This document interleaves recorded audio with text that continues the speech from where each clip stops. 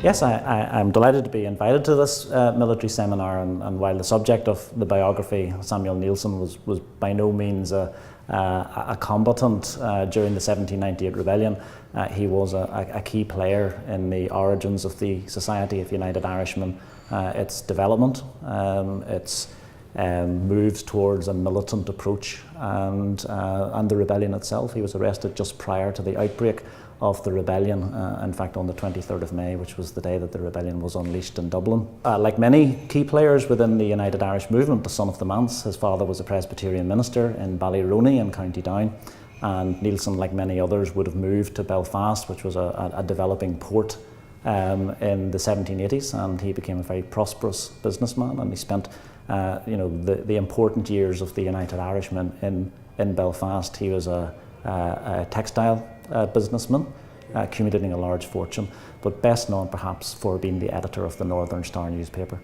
Well, Neilson was a Presbyterian, and of course, during the penal age, it was not just Catholics who felt the weight of the penal laws, and so Belfast, as a town of 18,000 people, had 2 MPs, but there were only 13 electors for those 2 MPs, and you've got a prosperous businessmen like Neilson and many other entrepreneurs in Belfast at that particular time who are economically powerful, economically enfranchised, and yet have very little in the way of political power. And of course this all coincides with remarkable events happening in the Atlantic world. The American Revolution provides a template for representation and participation.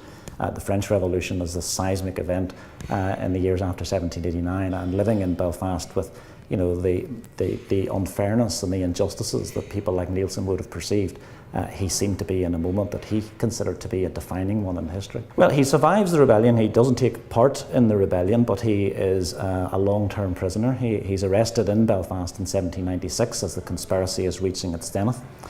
He's confined in Kilmainham prison initially. He is released due to ill health in February of 1798, and then throws himself, despite assurances to the contrary, into the planning of the 98 rebellion.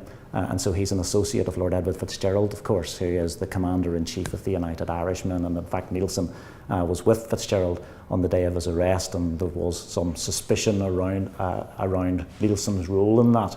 Unfounded, it must be said.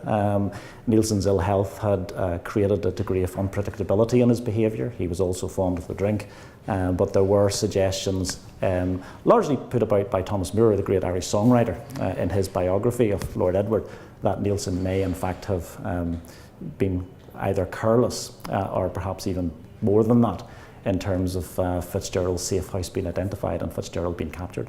There are many opportunities to talk about singular events, but I have to say what's particularly exciting about this conference is that this inaugural seminar is so eclectic. There are so many different aspects of Irish military history that are being addressed, and as I say, Neilson was not a military man. He was barely cut out at all to be a revolutionary, but his ideas were, and his ideas and those of others, people like Tone and Fitzgerald, they were played out on battlefields in Wexford and County Antrim, County Down and beyond.